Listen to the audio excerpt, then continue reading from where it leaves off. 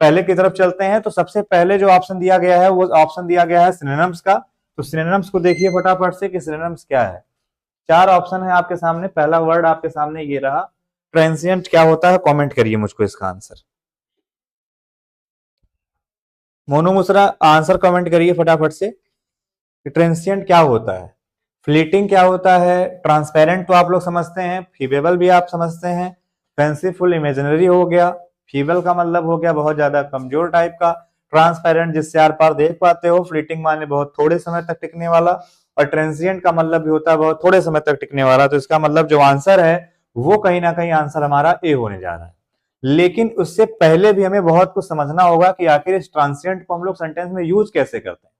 क्या ये एडजेक्टिव है, इसकी पार्ट ऑफ स्पीच में क्या ये नाउन है, तो इन सारी बातों को हम लोग सीखेंगे। एक तरीका ये है कि मैं इसको फटाफट से लिख डालूं और इसके बाद इरेज कर दूं और आपसे कहूं आप नोट बनाओ, टाइम इसमें किल होगा। क्योंकि हम लोग टाइम किल नहीं करना चाहते, हम मिनिमम टाइम लेकर के मैक्सिमम आपको सिखाना चाहते हैं। उसके लिए जरूरी है कि मैं सारी चीजें खुद टाइप करके लेकर के आता हूं।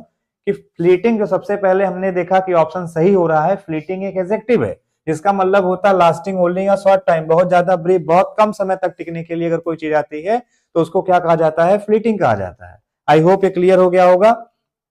और ट्रांसिएंट का भी सेम मतलब होता है कि fleeting, temporary, continuing for only a short time, मतलब कोई चीज बहुत ज्यादा क्या है, टेम्परेरी है, बहुत थोड़े समय के लिए टिकने वाली है, तो इसका मतलब हो गया कि वो चीज क्या है, वो चीज है ट्रांसिएंट। तो आई होप यहां तक आप सभी को मेरा जो समझाने का तरीका है वो पसंद आया होगा और चीजें आप लोगों को समझ में आ चुकी होंगी। ओके, ट्रांसिएंट एक एडजेक्टिव है। ट्रांसिएंट के मतलब को देखिए, ट्रांसिएंट को समझिए और ट्रांसिएंट को समझते हुए देखिए कि transient is used to describe a situation that last only a short time और इज कॉन्स्टेंटली चेंजिंग। एक ऐसी सिचुएशन जो बहुत थोड़े समय के लिए टिकी रहे या लगातार बदलती रहे, उस सिचुएशन को ट्रांसिएंट कहा जाता है। ठीक है, ट्रांसिएंट कहा जाता है। वो मुझे नहीं लगता कि आपको क्लियर नहीं हुआ होगा, आई थिंक आप सभी को क्लियर हो गया होगा। इतनी बार हम लोग पढ़ रहे हैं ट्रांसिएंट ट्रांसिएंट ट्रांसिएंट। कहीं ना कहीं आपने ट्रांसफर वर्ड देखा होगा कि ट्रांसफर में क्या होता है कि चीजें जल्दी जल्दी ट्रांसफर हो रही होती हैं, बदल रही होती हैं, तो ट्रांसिएंट हो गया, ट्रांसफर हो गया। ये सारी बातें आई थिंक आपको क्लियर होंगी। ट्रांसिएंट के कुछ सिनोनिम्स पे चलते हैं, उससे पहले ट्रांसिएंट के कुछ यूज को देखते हैं। तो ट्रांसिएंट का जो सबसे पहला यूज आपके सामने निकल करके आता है, the transient nature of high fashion. इसका मतलब transient nature of high fashion का मतलब क्या है, फैशन दिन पर दिन क्या होता है, बदल जाता है या बहुत थोड़े समय के लिए टिकता है, तो ट्रांसिएंट फैशन। ठीक है, अगला देखते हैं, in most cases pain is transient, मतलब ये कंटिन्यू नहीं रहता है, बदलता रहता है।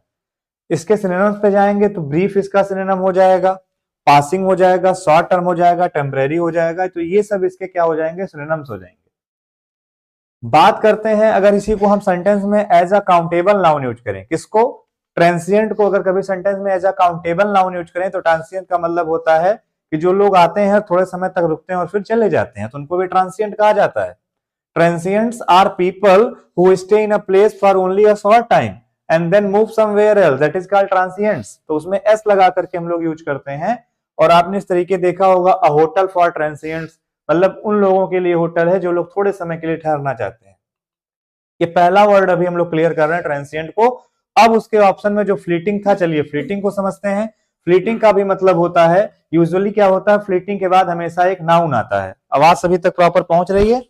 यूजुअली क्या होता है कि फ्लीटिंग के बाद एक नाउन आता है जो आप लोगों को समझ के रखना है। मैं आपके कमेंट थोड़ी देर तक नहीं पढ़ूंगा, आपको अच्छा लगे बुरा लगे उसका मुझे कोई परवाह नहीं है, क्योंकि कमेंट पढ़ने में क्या होता है, दिमाग बहुत ज्यादा डिस्ट्रैक्ट हो जाता है, फिर चीजें पढ़ाने से हट करके कहीं और चली जाती हैं। अभी मैं टारगेट केवल इस चीज को कर रहा हूं कि आपको मैं कितना ज्यादा से ज्यादा पढ़ा ले जाऊं। ये कहने के लिए तो केवल ये एक वोकैब है, लेकिन कितना कुछ हम लोग सीख पाएंगे, समझ पाएंगे, ये बहुत ज्यादा जरूरी है। तो फ्लीटिंग को देखेंगे। फ्लीटिंग जो वर्ड होता है, ज्यादातर केसेस में ऐसा देखने को मिला है कि फ्लीटिंग एक एडजेक्टिव तो है, लेकिन फ्लीटिंग के बाद क्या आता है, नाउन आता है। अब दोस्त भाई, अगर फ्लीटिंग के बाद एक नाउन आता है तो उसको कहते हैं एट्रीब्यूटिव यूज। तो फ्लीटिंग के बाद क्या आएगा, नाउन आएगा, आपको समझना है। Fleeting is use to describe something which last only for a very short time. तो मैंने अभी आपको बताया था, किसी के लिए ट्रांसिएंट वर्ड भी आता था। दोनों वर्ड को कमेंट कर दो, अच्छे तरीके से भी आपको याद हो जाएंगे। The girl caught only a fleeting glimpse of the driver. अगला वर्ड ट्रांसिएंट एडजेक्टिव देखते हैं। इफ एन ऑब्जेक्ट और सब्सटेंस इज ट्रांसपेरेंट। ट्रांसपेरेंट अभी आया था ना वर्ड, ट्रांसपेरेंसी से बनता है। आदमी कहता है केस बहुत ज्यादा ट्रांसपेरेंसी है केसेस में, मतलब बहुत ज्यादा चीजें खुली हुई हैं, मतलब कुछ भी वहां पे ऐसा नहीं हो रहा है कि कोई कोई चीज वहां पर गुप्त रखी जा रही है, और ट्रांसपेरेंसी है चीजों में, और होनी भी चाहिए। ठीक है, अब समझिए ट्रांसपेरेंट क्या होता है, जिससे आर पार आप लोग देख लेते हो उसको क्या कहते हैं, ट्रांसपेरेंट कहते हैं। उसको ट्रांसपेरेंट कहा जाता है। इन एन ऑब्जेक्ट और substance is transparent, you can see through it. अब उसके लिए कुछ सिनोनिम्स भी होंगे। A sheet of transparent coloured plastic, भाई ट्रांसपेरेंट क्या होता है, आप सबने साइंस में पढ़ा होगा कि प्रकाश पूरी तरह से आर पार हो जाता है, जिसको हम लोग पारदर्शी कहते हैं, एक तरफ से दूसरी तरफ से देखा जा सकता है, वो ट्रांसपेरेंट हो गया। उसके सिनोनिम्स पे जाओगे तो सिनोनिम्स होंगे, क्लियर है, सीर एक बड़ा अच्छा सा इंपॉर्टेंट वर्ड आता है, ल्यूसिड अच्छा सा वर्ड उसके लिए आता है। I looked at him thin face with its almost transparent skin. तो ये कुछ कहीं ना कहीं आपको क्लियर हो गया होगा। दो वर्ड आपको नए मिले होंगे, एक आपके सामने सीर और दूसरा आपके सामने लूसिड, तो दोनों को फटाफट से कमेंट कर दीजिएगा। आइए चलते हैं अगले वर्ड की तरफ। अगला वर्ड हमारे सामने क्या दिया गया है, अगला वर्ड, अच्छा अब इसी ट्रांसपेरेंट को अगर हम दूसरी तरह से यूज करें तो कैसे यूज होता है। इफ अ सिचुएशन, सिस्टम और activity is transparent, it is easily understood और रिकॉग्नाइज्ड। एक प्लास्टिक हो गई ट्रांसपेरेंट, और सिचुएशन भी कैसी होती है, ट्रांसपेरेंट। उसका मतलब क्या होता है, इसको इजिली अंडरस्टूड किया जाता है, इजिली इसको रिकॉग्नाइज किया जा सकता है, ये सारी बातें। ठीक है, we are now striving hard to establish a transparent parliamentary democracy. बात समझ पा रहे हैं, डेमोक्रेसी होनी से कैसे चाहिए, transparent parliamentary democracy. Transparent, transparent का मतलब जिसको इजिली रिकॉग्नाइज किया जा सके। ट्रांसपेरेंट का एक मीनिंग और भी होता है, उससे पहले एक दूसरा एग्जांपल देखिए, the company has to make its accounts and operations as transparent as possible. Company ने कोशिश किया कि जितना ज्यादा हो सके उतना ज्यादा हम क्या करें, ट्रांसपेरेंट रखें, मतलब कोई चीज छुपानी है ही नहीं, सब कुछ खुलेआम रखो, ट्रांसपेरेंट रखो। तो ये ट्रांसपेरेंट का मीनिंग हो गया। सिनोनिम्स पे जाओगे तो फ्रैंक हो गया, ओपन हो गया, डायरेक्ट हो गया, स्ट्रेट हो गया, ये सब इसके सिनोनिम्स होते हैं। इसी ट्रांसपेरेंट को एक तीसरे सेंस में भी यूज करते हैं। You use transfer to describe a statement or action that is obviously dishonest or wrong. Then you think will not deceive people.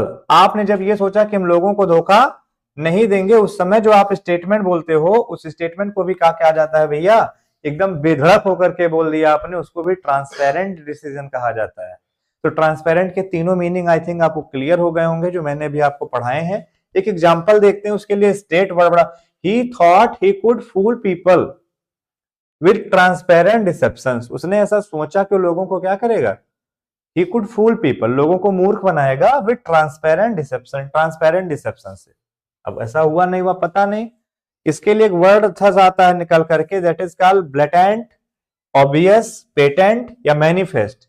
मतलब जैसा था ज्यों का त्यों बोल देना, मैनिफेस्ट कर देना, मैनिफेस्टेशन वर्ड यहीं से बनता है। और एक इसको याद कर लेते हैं हम लोग, कौन सा वर्ड, ब्लैटेंट, इसको भी यहीं से याद कर लेते हैं। यहां देखोगे तो क्या निकल के आ रहा है, लता, LATA। लता एकदम क्या है, लता ऑब्वियस सी बात है, बहुत ज्यादा पेशेंस नहीं रख पाती, पेटेंट नहीं रख पाती, और वो मैनिफेस्ट कर देती है, तुरंत खुल्लम का खुला बोल देती, याद हो गया होगा। फीबल एक अच्छा सा वर्ड था। फीबल का मतलब होता है, इफ यू डिस्क्राइब समवन और something as feeble, you mean they are weak. Feeble, feeble को याद कर लेना, फी और बल, जिसके पास बल नहीं है वो कैसा है, कमजोर है। तो फीबल यहां से आपको अपने आप क्या हो जाएगा, तैयार हो जाएगा।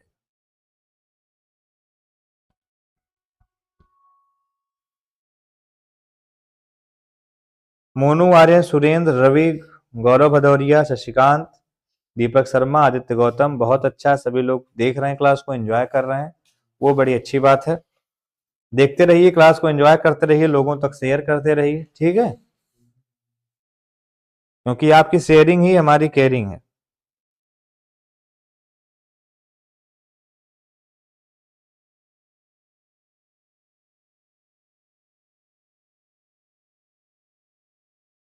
आपकी शेयरिंग ही हमारी केयरिंग है, इसलिए क्लास को सभी लोग शेयर करते रहिए। अब फेबल को समझते हैं हम लोग बहुत अच्छी तरह से, ठीक है, आइए सीखते हैं बहुत अच्छी तरह से। तो चलिए शुरू करते हैं सीखने और समझाने का एक नया सिलसिला। सीखते हैं एक नए से वर्ड को, दैट इज कॉल्ड फीबल, जिसका मतलब होता है बहुत ज्यादा वीक, बहुत ज्यादा कमजोर। उसके लिए सिनोनिम्स कई सारे आएंगे। उससे पहले आप एक सेंटेंस समझिए, the feeble light of tin lamp, इसका मतलब बहुत ज्यादा कम लाइट थी उस लैंप की। एग्जाम्पल में जाएंगे तो फेलिंग देखेंगे, वीक देखेंगे, एग्जॉस्टेड देखेंगे, कई सारे वर्ड निकल करके आने लगेंगे। तो एक वर्ड से हम लोग कितने सारे वर्ड सीख सकते हैं, कितने ज्यादा चीजों को एक साथ रिलेट कर सकते हैं, वो की है सक्सेस की। और मुझे ऐसा लगता है कि आप अगर मन से पढ़ाई करो, ईमानदारी से पढ़ाई करो, तो कोई भी जॉब को छीन पाना मुश्किल नहीं है, सारी जॉब आप छीन सकते हो। आ जाओ बच्चों, ग्रेडेड एडजेक्टिव के तौर पे जब कभी भी फीबल को यूज किया जाता है तो उसका मतलब क्या होता है, उसको आप समझने की कोशिश करो। If you describe someone as feeble, you are criticizing them because they are afraid of taking strong action और seem to make no effort. कोई आदमी अगर स्ट्रॉन्ग एक्शन नहीं ले पा रहा है या ग्रेट एफर्ट नहीं कर पा रहा है और आप उसको क्या करते हो, क्रिटिसाइज करते हो, ऐसे मूवमेंट को भी, ऐसी चीजों को भी क्या कहा जाता है, एक एडजेक्टिव के फॉर्म में फीबल करना। फीबल कर रहे हो आप, you describe someone as feeble. ठीक है, इतनी बात समझ में आ गई, इतनी बात आपको समझ में आ गई होगी। ठीक, चलो अगले पे चलते हैं। He said that the government had been feeble. उसने कहा the government had been feeble. Someone rather feeble, traditionalist, ये कई सारे वर्ड है। Inadequate वर्ड आता है, weak वर्ड आता है, pathetic वर्ड आता है, insufficient वर्ड आता है। तो सारे वर्ड किसके लिए आते हैं? ये सारे वर्ड आते हैं आपके फीबल के लिए, और मुझे लगता है ये सारे वर्ड आपको तैयार होंगे। आगे चलते हैं। फैंसीफुल का मतलब होता है इमेजिनरी, लेकिन देखते हैं कि एडजेक्टिव के तौर पे क्या क्या होता है। If you describe an idea as fanciful, you disapproval of it because you think it comes from someone's imagination and is therefore unrealistic or unlikely to be true. कोई चीज जो ऐसी लगती हो कि ट्रू हो ही नहीं सकती, पूरी तरीके से काल्पनिक है, उसको कहा जाता है फैंसीफुल। आप ऐसे समझना, कोई आदमी फैंसी कपड़े पहन करके और एकदम फुल स्पीड में गाड़ी चलाए और कहा जाए कि वो सीधे गाड़ी लेकर के स्वर्ग गया और स्वर्ग से नीचे चला जाए, तो एक कथा पूरी क्या है, काल्पनिक है। ये कहानी पूरी क्या है, काल्पनिक है। आपको ये फैंसीफुल में ध्यान रखना है। Fanciful ideas about Martian life, designing silicon chips to mimic human organs sounds fanciful. ऐसा लगता है कि सारी चीजें क्या है, फैंसीफुल, काल्पनिक है, इमेजिनरी है, अनरियल है, वाइल्ड है, आइडियल है। रोमांटिक भी कभी कभी फैंसीफुल के सेंस में यूज किया जाता है। अगला वर्ड था हमारे सामने इन्फेटुएशन। के सामने चार ऑप्शन है, चारों में कमेंट करिए क्या सही होगा। इन्फेटुएशन, कमेंट करें भाई फटाफट से। इन्फेटुएशन क्या होगा? इमोशन कहेंगे आप उसे, या आप उसे पैशन कहेंगे, या इमेजिनेशन कहेंगे, या कॉम्पैशन कहेंगे? ये सारे वर्ड बड़े इंपॉर्टेंट हैं, तो फटाफट से बताइए इन्फेटुएशन का मतलब क्या होता है। क्या इमोशन, क्या पैशन, क्या कंपैशन? तो क्या होगा सही जवाब? देना होगा आपको इसका उत्तर हर हाल में। कमेंट करिए फटाफट से वो सारे वर्ड्स जो अब तक आपको याद हो चुके हैं और वो सारे वर्ड जो आपको कंफ्यूज करते हैं।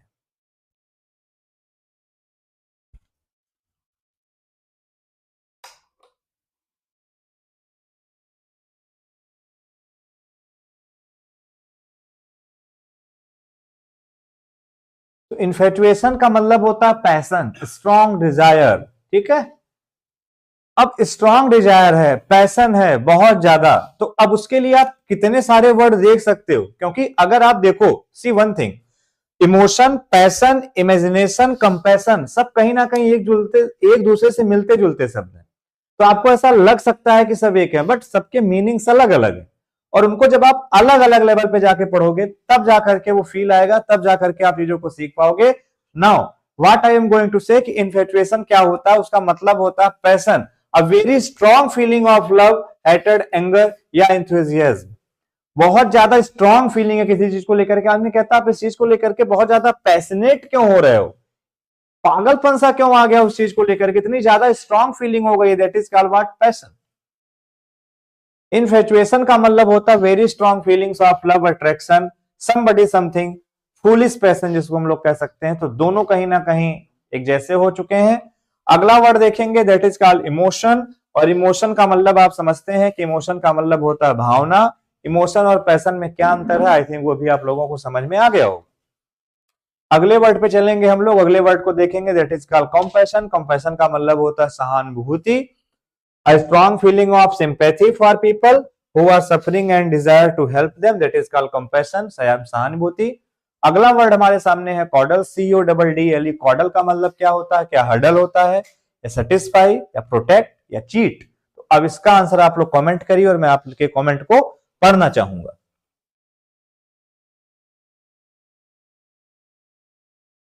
सुरेंद्र कुमार, आयुष सिंह चौहान, मोनू, राधा, ओम शुक्ला, शिवनंदनी, राधे मैथमेटिक्स,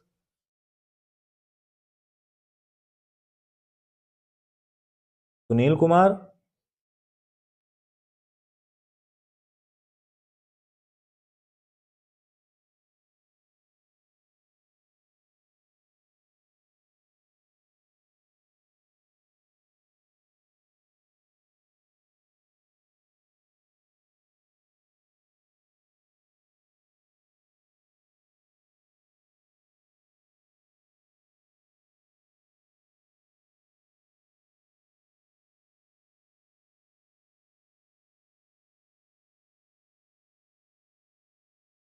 मोनू का आंसर आ चुका है। मोनू कह रहे हैं सेटिस्फाई, आई थिंक।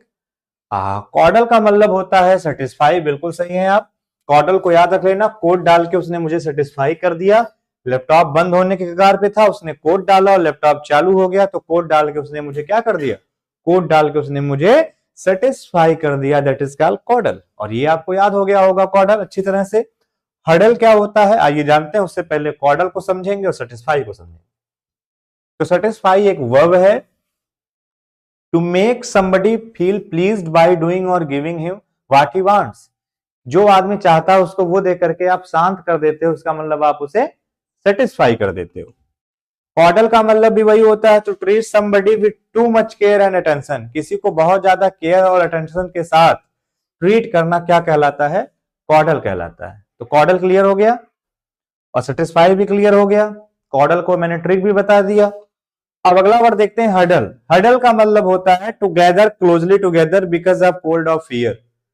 ठंड से, कोल्ड और फियर, ठंड से या डर से इकट्ठे मतलब इस तरीके से बटुर जाना आकर के, that is called together, closely together, एकदम एक पास पास हो जाना, उसको कहा जाता है हडल।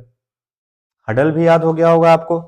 हद है भाई, इतना कौन चिपकता है, तो हडल अपने आप याद हो जाएगा। अरे डर लगी है तो क्या खा जाओगे क्या, तो हडल भी याद हो जाएगा। अगले पे देखोगे प्रोटेक्ट, यहां से तो हर आदमी जाता है प्रोटेक्ट वर्ड कैसी वर्ड है, to make sure that somebody और something is not harmed, injured और डैमेज्ड, उसको कहा जाता है प्रोटेक्ट।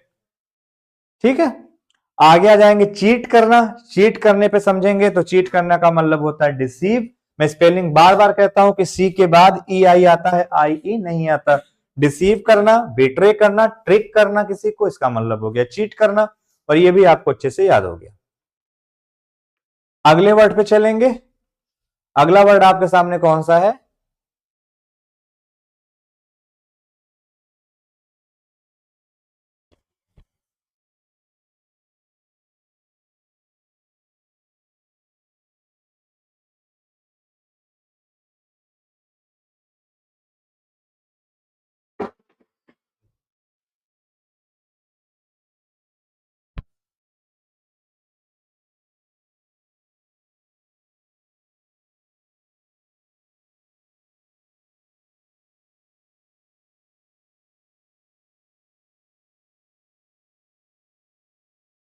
मोनू मुसरा कह रहे हैं betray, cheat, deceive.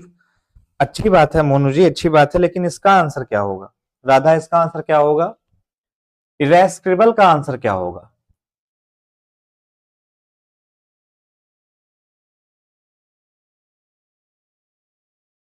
Temperamental, इनवियस, angry, irritable.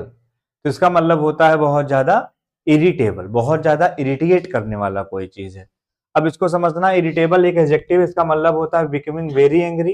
Bad tempered, इसका मतलब होता है ग्रम्पी, चिड़चिड़ा, पेपरी, कई सारे वर्ड निकल के आते हैं। ग्रम्पी याद कर लो बैड टेम्पर्ड के लिए, बहुत अच्छा वर्ड। कहाँ गया लिखने वाला, ग्रम्पी याद कर लो, बहुत अच्छा वर्ड। अच्छा, इरेस्क्रिबल का मतलब होता है बिकमिंग एंग्री इजिली, इरिटेबल, वो सारे वर्ड एक साथ सिनोनिम से तो आ गए।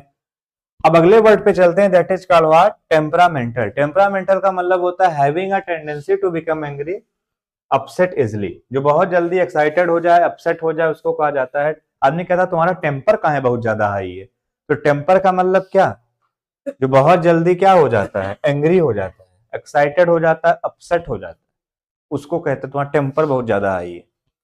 इनवियस का मतलब होता है wanting to be in the same position as somebody else, उसको कहा जाता है इनवियस। एंग्री आप लोग समझते ही हो, having a strong feeling of dislike, that is called angry. अगला वर्ड देखते हैं, that is called deliberately. What is deliberately, जानबूझकर। स्पॉन्टेनियसली क्या होता है, इनएडवेंटली क्या होता है, इंटेंशनली क्या होता है, नेचुरली क्या होता है, कमेंट करिए मुझे please.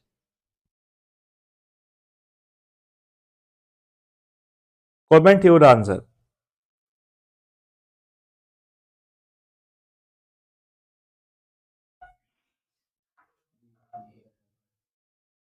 Cheat deceive, yes very fine, cheat deceive.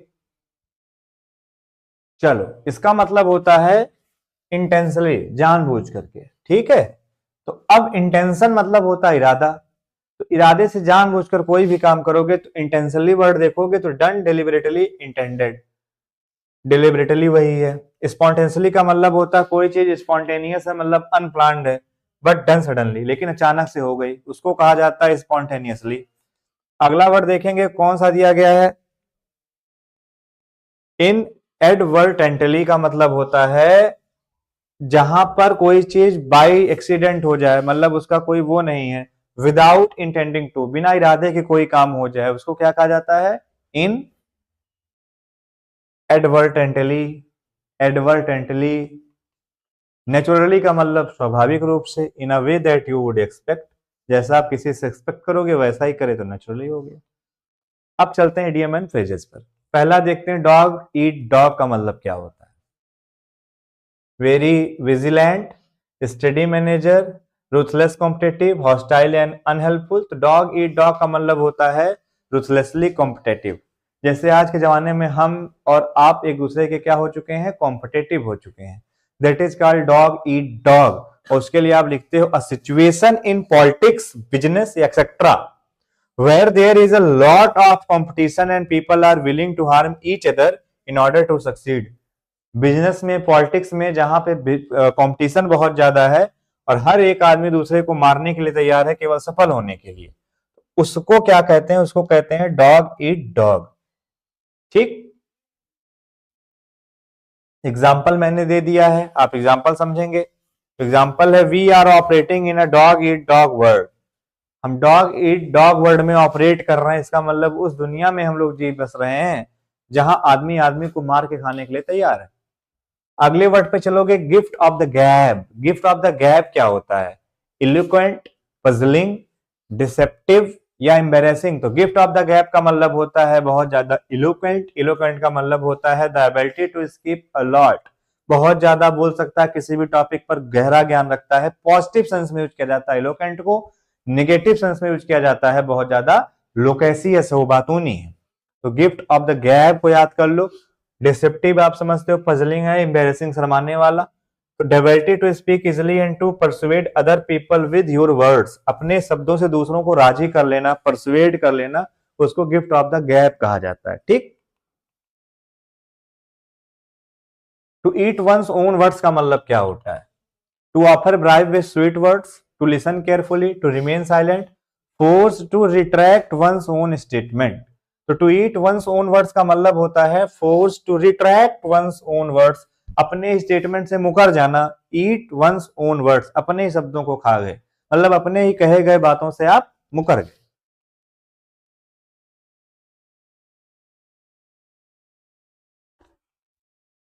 Steel someone's thunder क्या होता है बच्चे, स्टील समवंस थंडर क्या होता है, इसका मतलब होता है take credit for something someone else did, poor cry, a useless attempt या एवरीथिंग। तो स्टील समवंस थंडर का मतलब होता है कि take credit for something someone else did, किसी चीज के लिए क्रेडिट ले लेना जबकि उस चीज को किया किसी और ने है, उसको कहा जाता है steal someone's thunder. Red tape का मतलब क्या होता है? Official producers causing delay, label red for something dangerous, to be cleared very fast, a procedure for close scrutiny. तो रेड टेप का मतलब होता है ऑफिशियल प्रोसीड्योर्स कॉजिंग डिले, ठीक, ये रेड टेप का मतलब होता है। कॉमन एरर पे आ जाइए, पहले एरर में बताइए क्या गलती है। पहला पार्ट देखिए,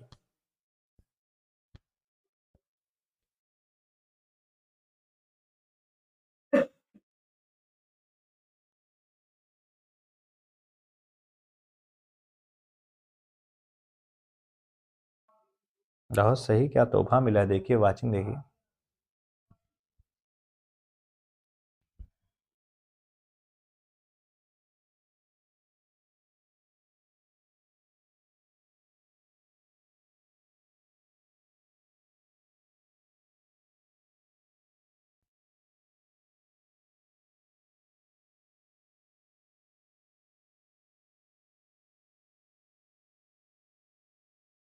चलो बच्चों इसका आंसर दो फटाफट से।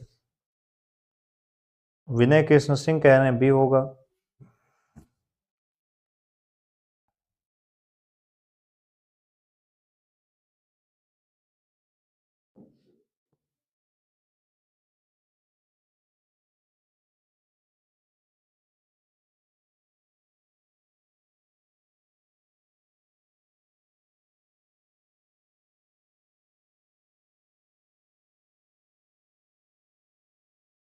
चल देखो,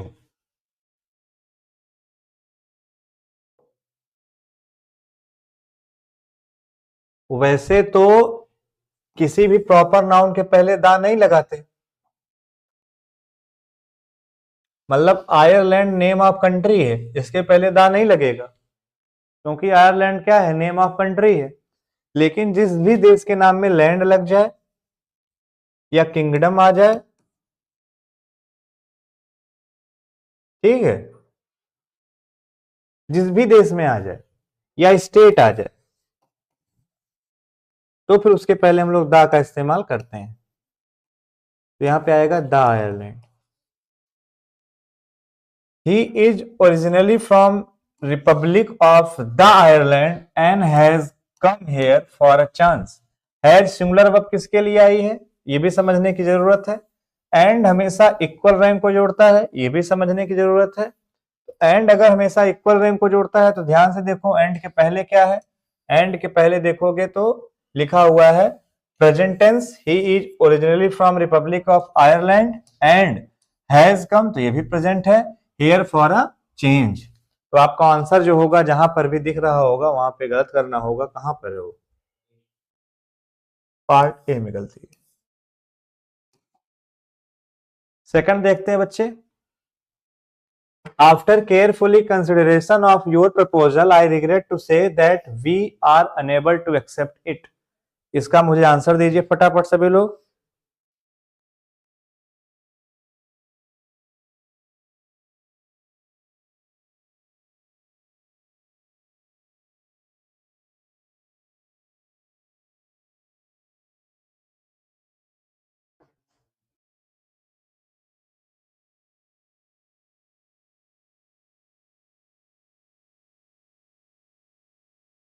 देखो, चीजों को रटा मत करो, चीजों को समझा करो।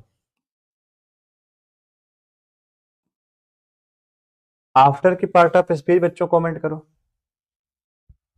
अब वही है, या तो आपके कमेंट का आंसर करूं या तो आपको शायरी सुनाऊं। अच्छा, मैं दोनों चीजें नहीं कर सकता। पता होगा तो बता लोगे, नहीं पता होगा तो अगर कमेंट कर भी दोगे तो क्या ही फर्क पड़ेगा।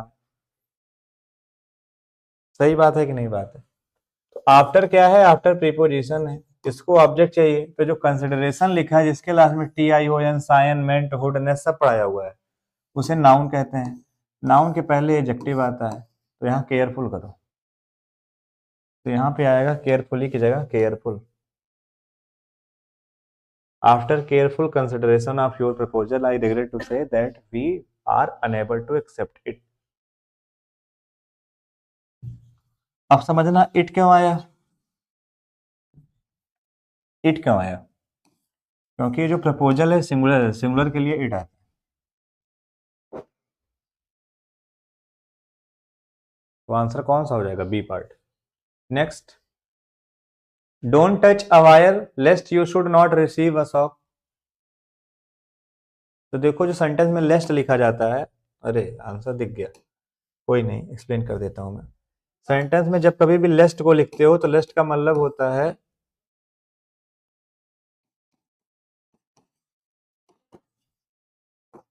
इट माइट नॉट बी, कहीं ऐसा ना हो कि।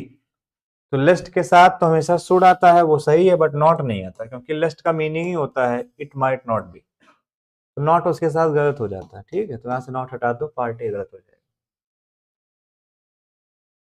The world is at a crucially phase in its flight against the virus. चलो बताओ। अब क्या आपसे मतलब मैं जबरदस्ती का प्रश्न करूं, 5 बार एक ही क्वेश्चन रिपीट करूं, कहूं बताओ बताओ बताओ? आप ऐसे समझ लो, सिंपल सा। द वर्ड क्या है? वर्ड नाउन है, सिंगुलर है, तो इज लगा दिया। अब कोई भी फेज होता, पॉइंट होता, उसके लिए एट आता है, एट लगा दिया। आ के अकॉर्डिंग फेज क्या है? नाउन है, और नाउन के पहले क्या आता है? एडजेक्टिव आता है, तो क्रूशियल होना चाहिए, क्रूशली नहीं होना चाहिए। अभी पढ़ाया मैंने कि नाउन के पहले एडजेक्टिव आता है, ध्यान रखना इन बातों का। डिटरमिनर के साथ नाउन आता है, और नाउन के पहले अगर रखना चाहो तो नाउन के पहले क्या आता है? एडजेक्टिव आता है। और एडजेक्टिव के पहले भी अगर रखना चाहो तो क्या आता है? एडवर्ब आता है। ये कई बातें आपको ध्यान रखनी चाहिए। अच्छा, यहाँ इट्स क्यों आया? क्योंकि ये सिंगुलर है। कौन सिंगुलर है? The word is at crucial phase in its, the word it आया इसलिए। अच्छा, ये नाउन है, इसलिए यहाँ पे क्या आया हुआ है? Possessive form I T S आया हुआ है। पेपर में गलती बनेगी, I T past of S लगा देगा अगेंस्ट द वायरस। तो ये सारी बातें आई थिंक क्लियर हो गई होंगी। अगले क्वेश्चन पे चलो। Something has been interrupted wrongly, have they? गलती बताओ।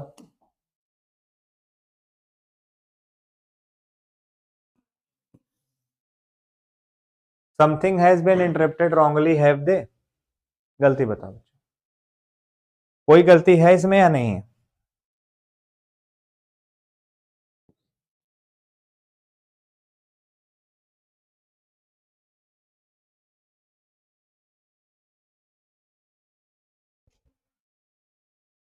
Something has been interrupted wrongly, have they. देखो एक बात बताऊं, क्वेश्चन टैग है, अगर ये पॉजिटिव है तो वो निगेटिव होगा, निगेटिव होगा तो निगेटिव यहाँ पे आना चाहिए हैव नॉट। तो उसको करेंगे हम लोग हैव नॉट दे। अब पता होगा जब कभी भी टैग बनाते हैं तो कॉन्ट्राडिक्टेड फॉर्म का यूज करते हैं, तो हैवेंट दे कर दो, हैवेंट दे राइट आंसर हो जाएगा। हैव नॉट दे दिया होता तो भी गलत होता, हैवेंट दे आंसर है।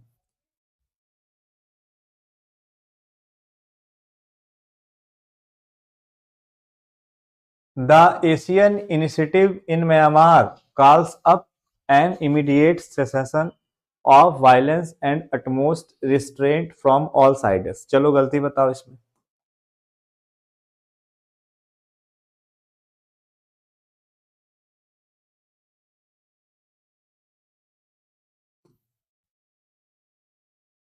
कॉल अप और कॉल फॉर में अंतर मालूम है? नहीं मालूम है? पहले अंतर पता करो।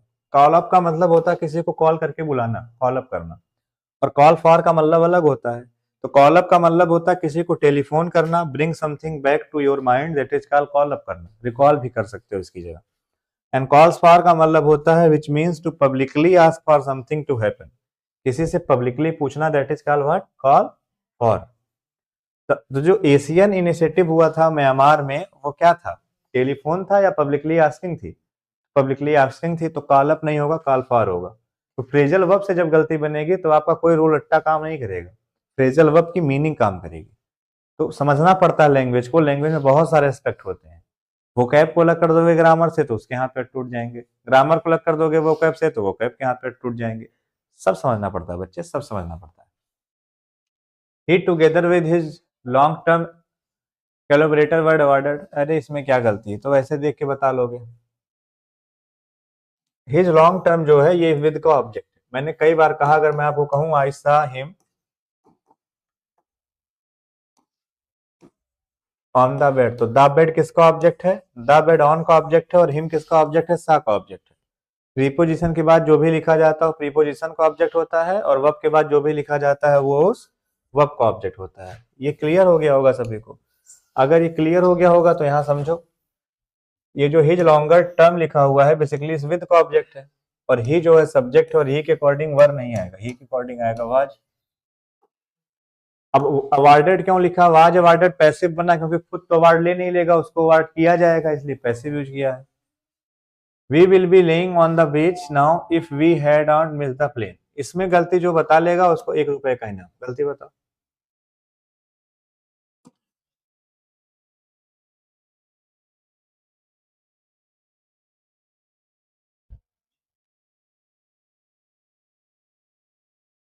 अभी ठाकुर, जय हिंद।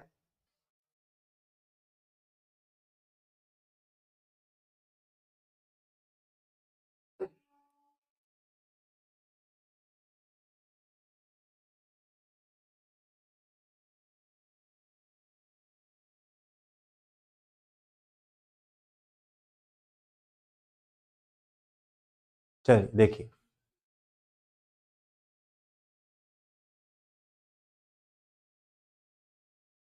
जब भी इफ के साथ हैड वी थ्री आता है तो दूसरे वाले में वुड हैव के साथ थर्ड फॉर्म आती है।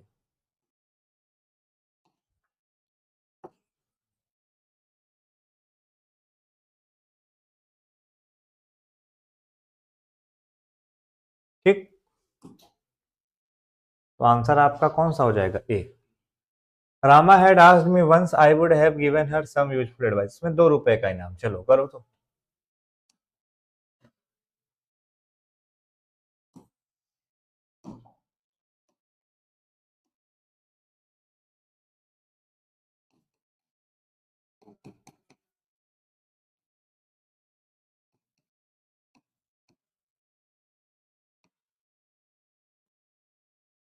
If I had gone he would have come, तो सेंटेंस सही हो गया। यहाँ हैड वी थ्री है, यहाँ वुड हैव के साथ वी थ्री है। अब इसको अगर लिखना चाहो तो एक तरीके से और लिख सकते हो, इफ हटा दो वैसे लिख दो, हैड आई गॉन, जिसको हम लोग इन्वर्जन कहते हैं, comma he would have come, तो हैड आई गॉन कर दो। इस कंडीशन को कहते हैं हम लोग क्या? इन्वर्जन। इस कंडीशन को इन्वर्जन कहा जाता है। अब अगर ये बात आपको समझ में आ जाए तो फिर सेंटेंस को समझना बड़ा ही आसान हो जाएगा। तो हैड आज जो लिखा है ना, एक्चुअली में ये तो वुड हैव वी थ्री हो रहा है। देखो इधर, यहां तो या तो इफ लगा दो या तो हैड पहले कर दो। अब जो भी करना हो वो करो। अब इफ लगा दो या तो हैड पहले कर दो, तो हैड ही पहले कर दो, इफ क्यों लगाओगे? ए पार्ट में गलती है। चीजों को कई बार समझना पड़ता है, अंडरस्टैंड करना पड़ता है। तो आज की क्लास में कुल इतने क्वेश्चन थे। आई थिंक आप सभी को समझ में आ गए होंगे। चलो, अभी किसी को कहीं से कुछ भी कैसा भी पूछना हो, कोई डाउट हो तो मुझे पूछ लो, मैं आपके डाउट का रिप्लाई करूंगा। ठीक है, अभी जिसके जैसे भी डाउट बनते जाएंगे आप मुझसे पूछते जाइएगा, मैं आपके डाउट का रिप्लाई आपको कर दूंगा। अभी जो भी डाउट है आप पूछिए। चलो, नो डाउट। चलो, Ram Ram everyone, good night, take care, जय हिंद।